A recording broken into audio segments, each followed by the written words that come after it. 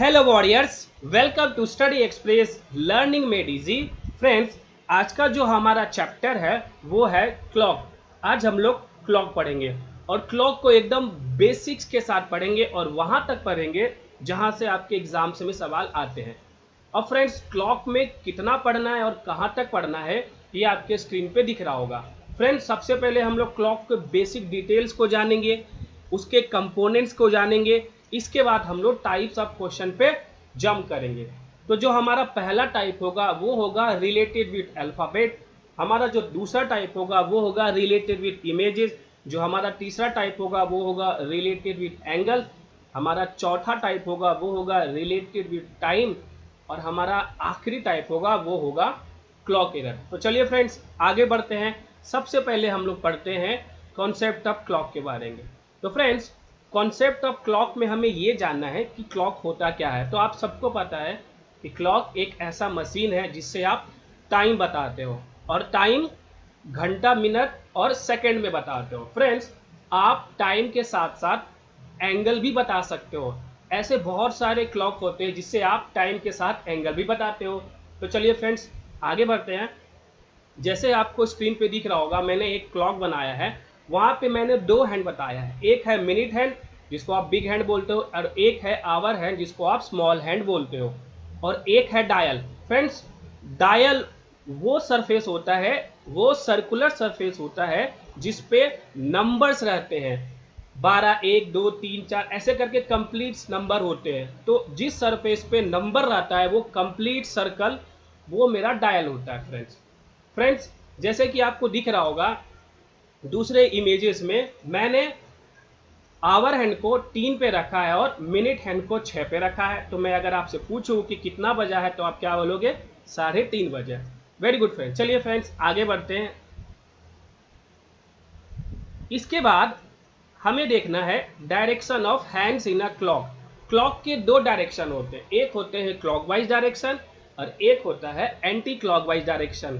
जब clockwise direction 12 से 1, 2, 3, 4, 5, 6, 7, 8, 9, 10, 11, 12 वापिस से 360 डिग्री का एंगल कवर कर लेते हैं, तो उस डायरेक्शन को बोला जाता है क्लॉकवाइज डायरेक्शन। अब आते हैं एंटी क्लॉकवाइज डायरेक्शन में।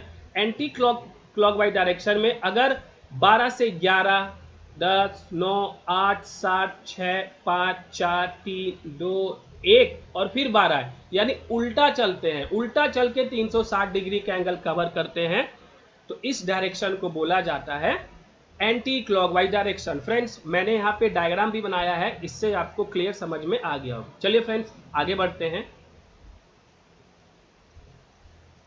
अब फ्रेंड्स, हमें बेसिक कंप्लीट जान लिया है। अब हम चलते हैं टाइप 1 में। टाइप 1 का जो हमारा पहला टाइप है वो है अल्फाबेटिकल प्रॉब्लम, जिसमें फॉरवर्ड प्रॉब्लम को हम लोग देखेंगे।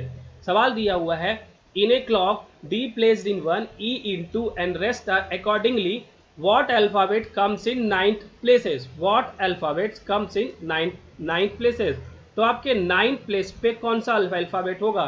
फ्रेंड्स, 1 को डी बता रहा है, 2 को ई बता रहा है, तो 9 में क्या होगा? आप देख रहे हो फ्रेंड, डी का जो नंबर होता है वो होता है 4, ई का होता है 5। इसका मतलब अगर आप 1 में 3 को जोड़ दो तो 4 बनेगा, 2 में 3 को जोड़ दो तो 5 बनेगा। इसका मतलब हमें 9 में भी 3 को जोड़ना होगा तो 12 बनेगा। चलिए फ्रेंड्स, एक और देखते हैं। जैसे कि 10 जो है वो एन को बता रहा है, 11 जो है वो ओ को बता रहा है, 12 जो है वो 12 किसको बताएगा? फ्रेंड्स, तो 10 में अगर आप 4 जोड़ोगे तो 14 होगा, 14 का मतलब एन। 11 में आप 4 जोड़ोगे तो 15, 15 का मतलब ओ।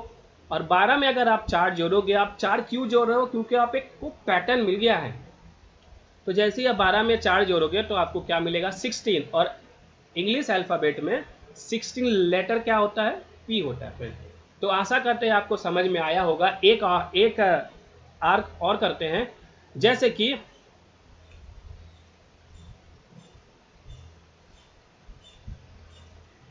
9 को बताया गया है पी में, 10 को बताया गया है क्यू में, तो 11 के प्लेस पे क्या होगा फ्रेंड्स, ये आपको बताना है। तो फ्रेंड्स, आपको पता है अगर आप P का जो वैल्यू होता है वो होता है 16। तो अगर 9 में 7 जोड़ दो तो 16 होता है। क्यू का जो वैल्यू होता है वो होता है 17। तो अगर 10 में आप 7 जोड़ दोगे तो 17 होगा। इसका मतलब हमें 11 में भी 7 को जोड़ना होगा। तो 11 और 7 क्या हो गया 18। और 18 कौन होता है, आर होता है। आपको मैंने पढ़ाया था अल्फ़ाबेट वाले वीडियो में। तो चलिए फ्रेंड्स, फॉरवर्ड वाला प्रॉब्लम को हम लोग कंप्लीट कर लिया। अब हम लोग चलते हैं बैकवर्ड वाला प्रॉब्लम पे।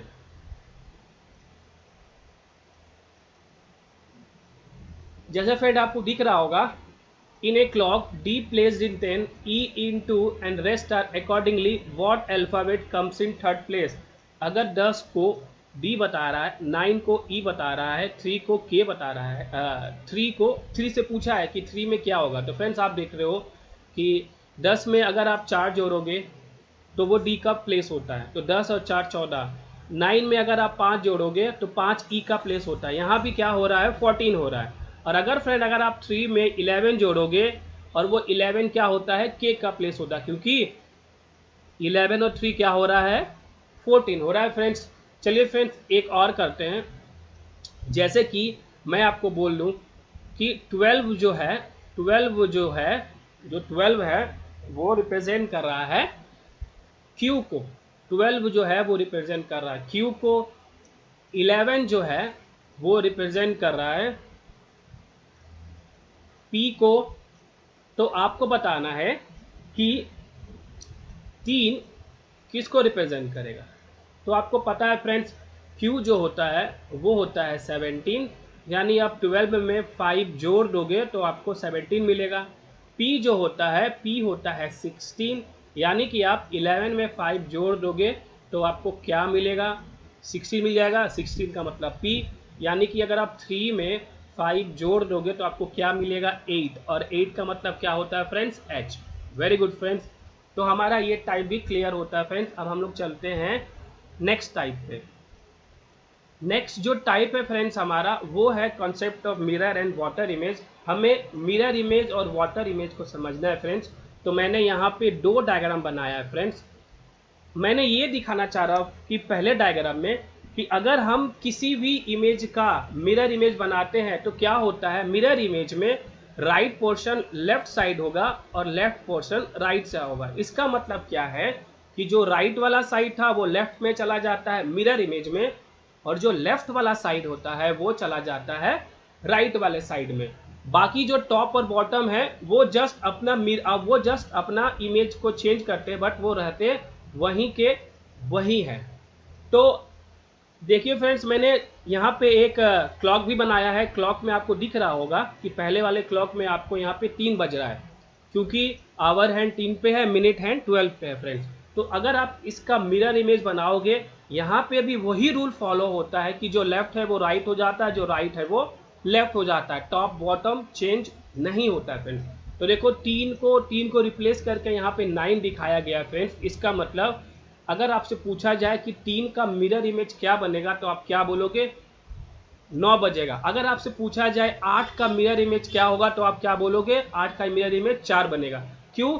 क्योंकि टाइम प्लस मिरर इमेज का जो टाइम होता है इन दोनों का सम 12 होता है फ्रेंड्स। तो इसी को मैं यहाँ पे प्रूव कर रहा हूँ फ्रेंड्स। देखिए फ्रेंड्स, जैसे मैंने यहाँ पे लिखा है time plus mirror image time is equal to 12 our.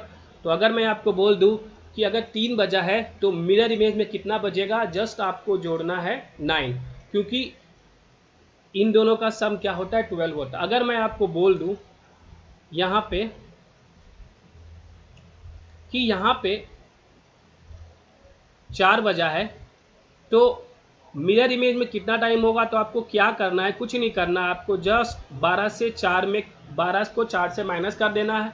या आप 4 में ऐसा क्या जोड़ोगे, ऐसा कितना घंटा जोड़ोगे कि 12 हो जाएगा। तो आप बोलोगे फ्रेंड्स 8। फ्रेंड्स अगर मैं बोल दूं कि अगर यहाँ पे 6 बजा है तो इसका मिरर इमेज क्या होगा, तो आपको पता है कि अगर आप 6 बजे में 6 घंटा जोड़ देते हो तो आपको 12 दिखता है फ्रेंड्स। यहाँ तक मेरा बात क्लियर था फ्रेंड्स। अब हम लोग थोड़ा सा आगे बढ़ते हैं। अगर वो सीधा सीधी आपको टाइम दे दे तब तो आप उसको सीधा 6 जोड़ उसको 12 से आप लेस कर दोगे और आंसर आ जाएगा। लेकिन अगर वो जहां दे दिया कि फ्रेंड्स 2:48 हो रहा है और आपको बताना है कि मिरर इमेज में कितना टाइम होगा, तब आपको क्या करना है फ्रेंड्स, तब आपको 12 बजे को करना है 11:60 में, 11:60 में करना है फ्रेंड्स। 11:60 से अब आपको जो टाइम दिया गया है वो आपको क्या करना है, माइनस करना है फ्रेंड्स। तो 248 को हम लोग माइनस कर रहे हैं, तो 16 में से 48 की आपको पता है 12 होता है और 11 में से 2 गया 9 होता है फ्रेंड्स। तो यहाँ पे कितना होगा फ्रेंड्स, यहाँ पे होगा 9:12 फ्रेंड्स। चलिए फ्रेंड्स आगे बढ़ते हैं।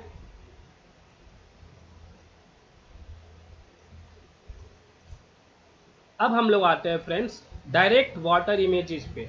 फ्रेंड्स अगर आपसे पूछा जाए कि अगर एक घड़ी में 3 बज रहा है तो उसका वाटर इमेज क्या होगा, तो फ्रेंड्स आपको कुछ नहीं करना है, आपको 17:90 से आपका जो गिवन टाइम होगा उसको माइनस करना है, आपको वाटर इमेज आ जाएगा। जैसे मैंने बोला कि 2:50 हो रहे हैं, इसका वाटर इमेजेस टाइम बताओ। तो आपको क्या करना है, कुछ नहीं करना है, आपको 17:90 से 2:50 को क्या करना है, माइनस करना है फ्रेंड्स, और कुछ नहीं करना है। 2:50 को क्या करना है, माइनस करना है फ्रेंड्स। तो आप 90 से 50 जाओगे, आपको पता है कि 40 आएगा, और 17 से 12 जाओगे तो क्या आएगा, 15 आएगा फ्रेंड्स।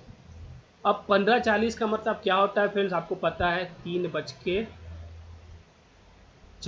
अगर मैं आपको बोल दूं कि 10:47 का वाटर इमेज क्या होगा, तो कुछ नहीं करना है, आपको जस्ट 17:19 से 10:47 को क्या करना पड़ेगा, माइनस करना पड़ेगा। तो आप देखोगे यहाँ पे 3 आएगा फ्रेंड्स, यहाँ पे कितना आएगा फ्रेंड्स, ये अगर आप इसको कैरी दिए तो यहाँ पे 8 हो गया, तो यहाँ पे 4 आ गया फ्रेंड्स, और 17 में से 10 गया, कितना बचा फ्रेंड्स, आपको पता है 7। तो आज हमने ये देख लिया कि आपको वाटर इमेज और मिरर इमेज से कुछ भी दे देगा, आप उसको सॉल्व कर लोगे फ्रेंड्स। तो फ्रेंड्स मिलते हैं नेक्स्ट वीडियो में, बाय बाय।